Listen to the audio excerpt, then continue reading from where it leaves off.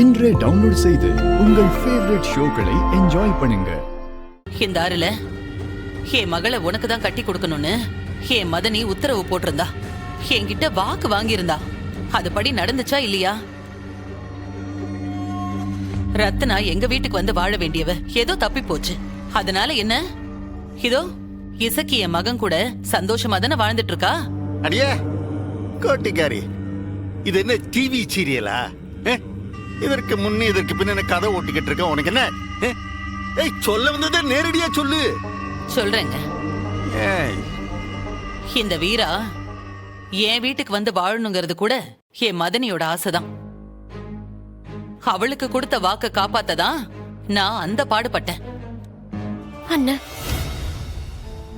உனக்கு என்னத்துக்கு எம்புட்டு வீம்பு? அம்மையோட ஆசைன்னு தெரிஞ்சதும் நீ தானே வீடேறி வந்து பொண்ணு தாரேன்னு சொன்ன. அதே மாதிரி இப்ப கல்யாணமும் நடந்து போச்சு. அப்புறம் என்னன்னா உனக்கு? அண்ணா, என்னைய நம்பி வீராவை அனுப்பி வைன.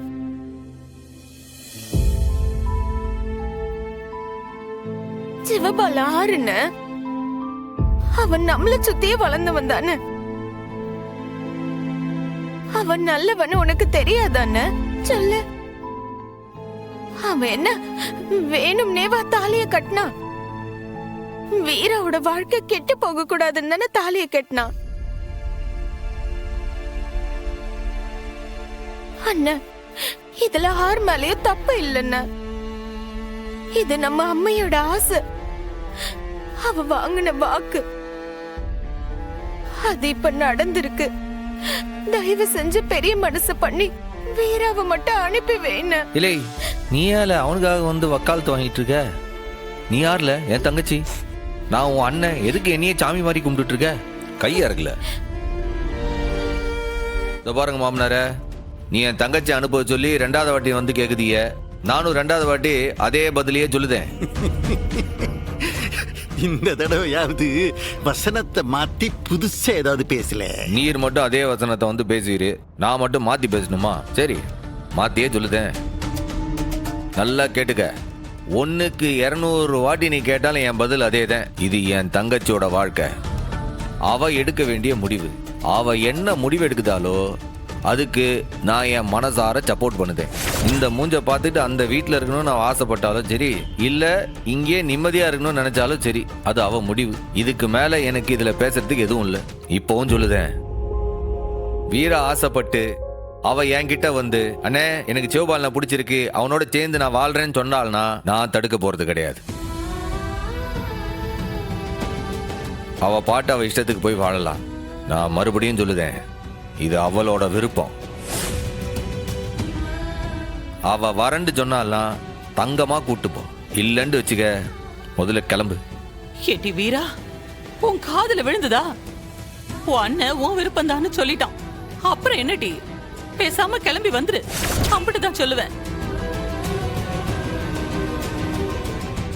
வீரா, இது ஓ வாழ்க்கத்தா. கொஞ்சம் நல்ல யோசனை பண்ணி முடிவு பண்ணு. நான் சொல்றத கேளு. நீயும் சிவபாலனும் பெர்ஃபெக்ட்டான கப்பல், மேட் ஃபார் ஈச் அதர். படிப்புலயும் சரி, அறிவிலையும் சரி, 2 பேரும் ஈக்குவல். அவனோட நீ வாழ்ந்தா 2 பேருமே லைஃப்ல முன்னேறுவீங்க. கொஞ்சம் கேளுடி. வீரா, நான் சொல்றேன் டி, நிச்சயமா உனக்கு சிவபாலனு பிடிச்சிருக்கு. ஆனா நீ அத அண்ணனுக்காக மறைக்கிற. ஏட்டி, அண்ணனே உனக்கு பிடிச்சிருந்தா போன்னு சொல்லிடுச்சுல்ல, அப்புறம் என்ன டி? அத்தை கூப்பிடுதா அவள? போ. நிறுத்துங்களே. விரும்பல கேட்டா இவளுக்கு விருப்பம் இருந்தா போட்டோன்னு சொல்லுவானா? இவளை கேட்டா அண்ணன் சொன்னாதான் போவேன்னு சொல்லுவானா? என்னல இது?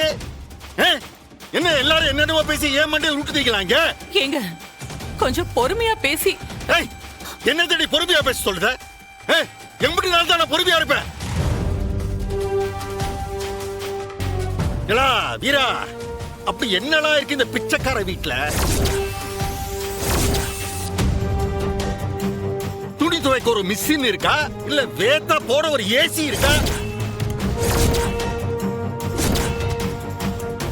என்னவோ எலி குடஞ்சு வச்ச மாதிரி ஒரு வீடு, ஒரு காசா எண்ணி எண்ணி செலவு பண்ற மாதிரி ஒரு பிச்சைக்கார வாழ்க்கை.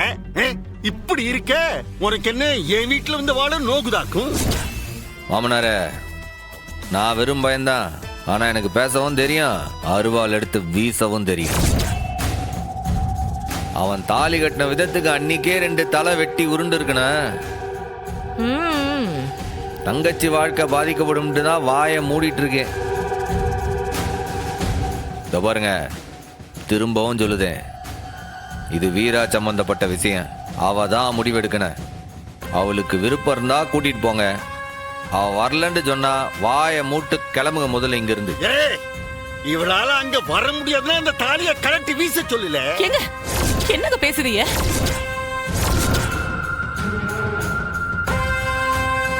என்ன வீம்புக்கு இந்த தாலியோட நிக்கிறோம் தங்கச்சி? அதை சொல்லு முதல்ல.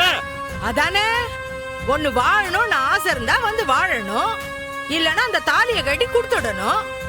தாலியும் கட்டி போலாம், அங்க வந்து வாழவும் மாட்டாளாம். ஆனா சௌந்தரபாண்டியோட மருமகங்கிற பேரு மட்டும் வேணுமா? ஆனா சௌந்தரபாண்டி வீட்டுக்கு வந்து வாழக்கூடாதாம். என்னடி கூத்து இது? உலகத்திலேயே இல்லாத பெரிய பிராடா இருக்குது. நீங்க தலைகீழா நின்னு குட்டிக்கரணம் அடிச்சாலும் நான் தாலியை கட்டி கொடுக்க மாட்டேன்.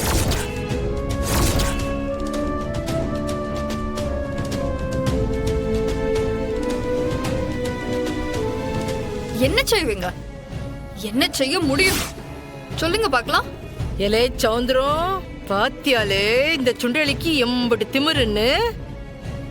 நல்லா கதை விடுக்கல மாட்டின மாதிரி கியான்னு கத்திக்கிட்டு கிடக்குறா. என்னடி நினைச்சுக்கிட்டு இருக்க? ஆமா, திமிருதான். சண்முக தங்கச்சினா திமிராதான் இருப்பா. ஐயோ, நீங்க நினைச்சா என் கழுத்துல தாலிய கட்டுவீங்க, நினைச்சா அறுத்து குடுன்னு சொல்லுவீங்க. உடனே அறுத்து கொடுத்துடணுமா? அதுக்கு வேற ஆளை பாருங்க. வேணாம்லே, வேணாம். என்ன எதிர்த்து பேசாத. நான் எதிர்த்து பேசல மாமா, பதில் சொல்றேன். நான் உங்க வீட்டுக்கு வரவும் மாட்டேன், அந்த ஃப்ராட் சிவபாலன் கூட வாழவும் மாட்டேன்.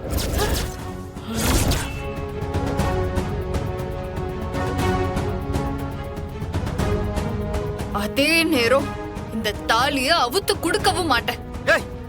வாழ விருப்பம் எதுக்காக அந்த தாலி உன் கழுத்துல? அப்படிதான் என் கழுத்துல தாலி தொங்கும்.